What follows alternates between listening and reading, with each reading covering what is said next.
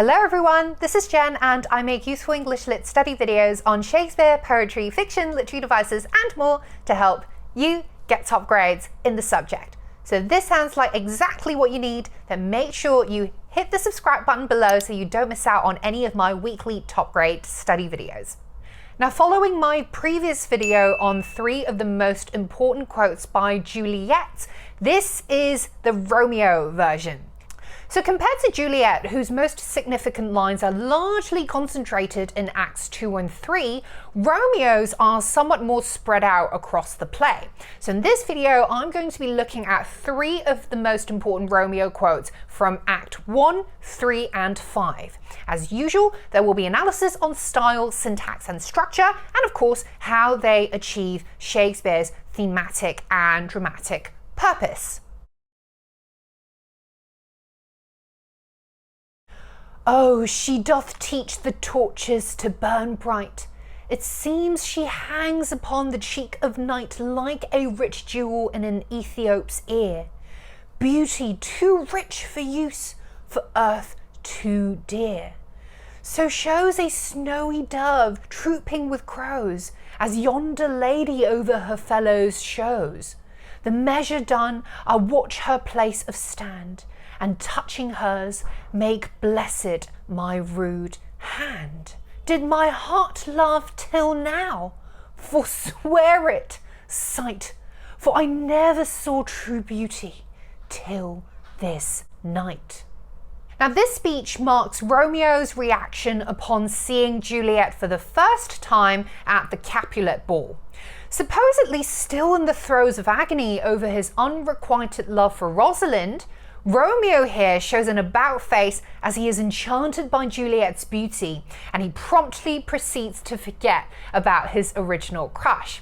So Romeo here compares Juliet to being like a rich jewel in an Ethiop's ear. And here, of course, this is an example of simile.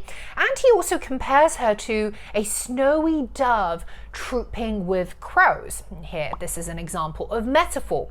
Now, these are interesting for the white against black, light versus dark contrasts that these phrases embody. Like a sparkly earring set against swarthy complexion and a brightly plumed dove among a sea of black crows, Juliet stands out in the crowd of partygoers as this most attractive, spectacular figure, as all the others pale in comparison. But beneath the hyperbolic admiration of Romeo's words, there's also a hint of sinister foreboding, specifically in the connotation of weight and heaviness in his remark, she hangs upon the cheek of night, as well as the symbolic association of crows with bad luck and the dead. So given what the audience already knows about the fearful passage of Romeo and Juliet's death-marked love, which is this line relayed in the prologue at the start of the play, and if you haven't already checked out my analysis on the prologue, make sure that you check it out here. These darker references serve to reinforce the fateful undertone of this very moment, because it marks both the start of the protagonist's romance and the beginning of the end of their lives, as the plot of the play moves inevitably towards their final suicide. Let me be taken, let me be put to death. I'm content, so thou wilt have it so. I'll say yon grey is not the morning's eye, 'tis but the pale reflex of Cynthia's brow. Nor that is not the lark, whose notes do beat the faulty heaven so high above our heads. I have more care to stay than will to go. Come, death, and welcome. Juliet wills it so. How is it, my soul? Let's talk. It is not day.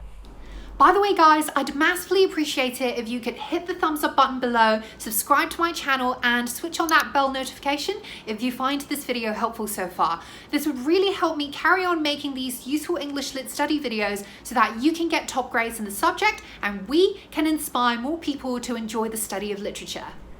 So at this point in the play, Romeo is spending the final night with Juliet before he must leave Verona for Mantua to escape his persecution for having killed Tybalt.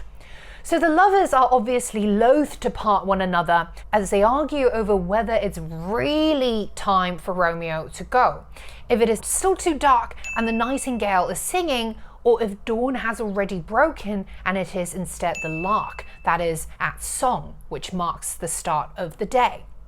So the central irony of the speech is crystallized in the line, "Come, death, and welcome, Juliet wills it so."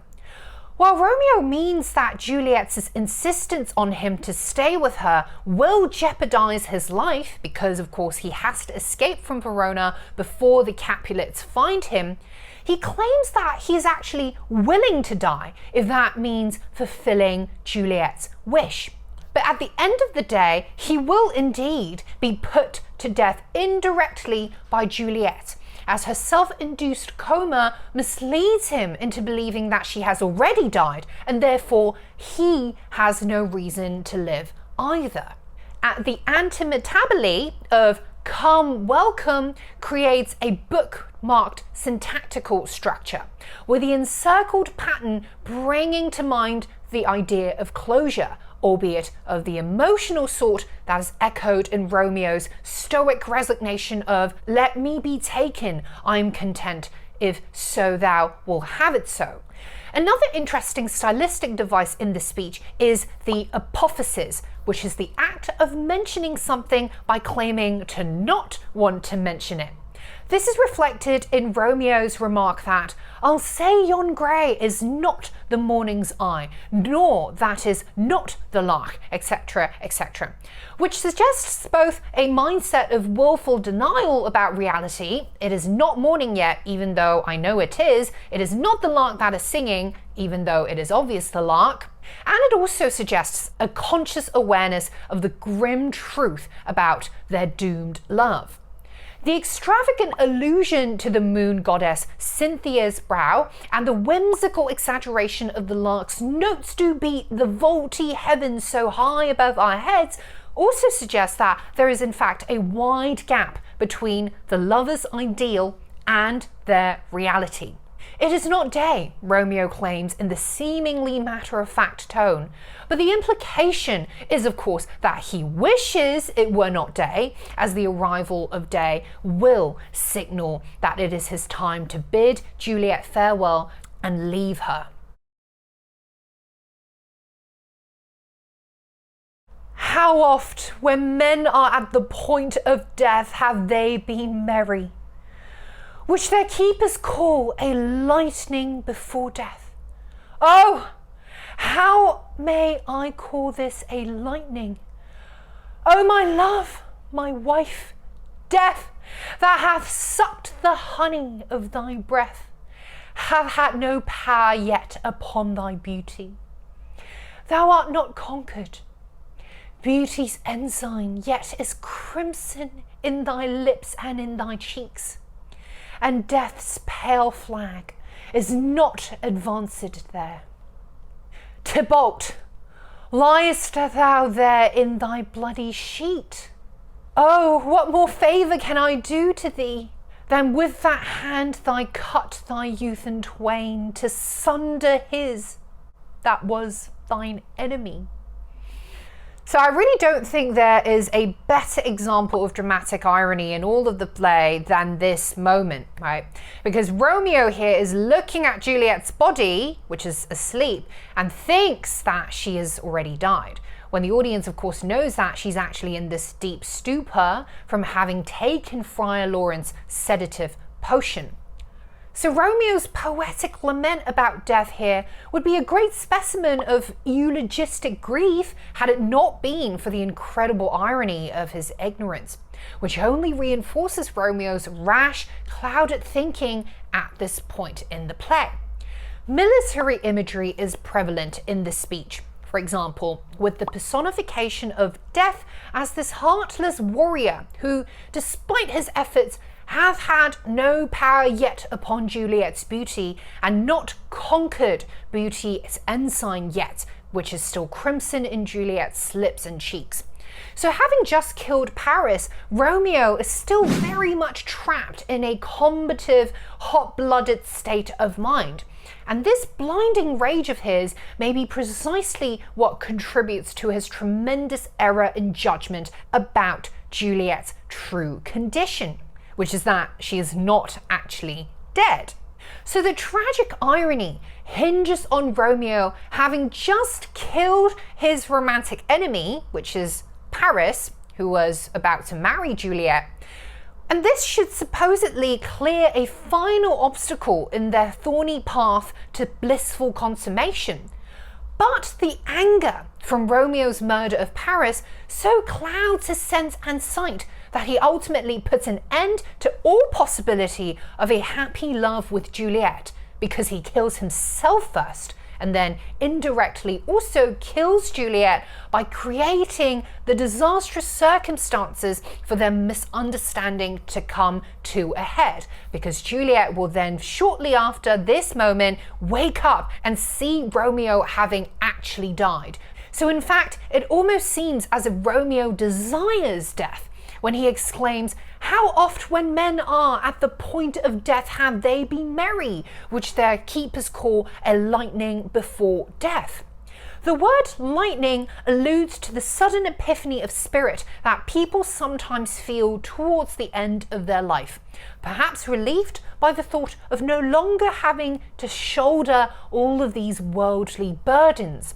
So for Romeo to live on with the knowledge that Juliet is gone would be worse than dying anyway. So by this logic, perhaps Romeo decides to triumph over death's blow of taking Juliet away from him by deciding to take the matter of dying into his own hands. And rather than having death happen to him like he believes it has happened to Juliet, he instead initiates it by committing suicide. And there you go, guys. Here's my quick analysis of 3 of the most important quotations of Romeo in this play. Make sure that you check out the Juliet one if you haven't already, link in the description box below, and as well as my other Romeo and Juliet analysis videos, all in the playlist. Please hit the thumbs up button if you found this interesting and helpful for your understanding of the play in any way. And please also remember to subscribe if you haven't already, so that you never miss out on a top grade weekly English Lit study video from me, so that I can keep helping you guys get top grades in the subject. And I will see you, as always, in the next one. Bye!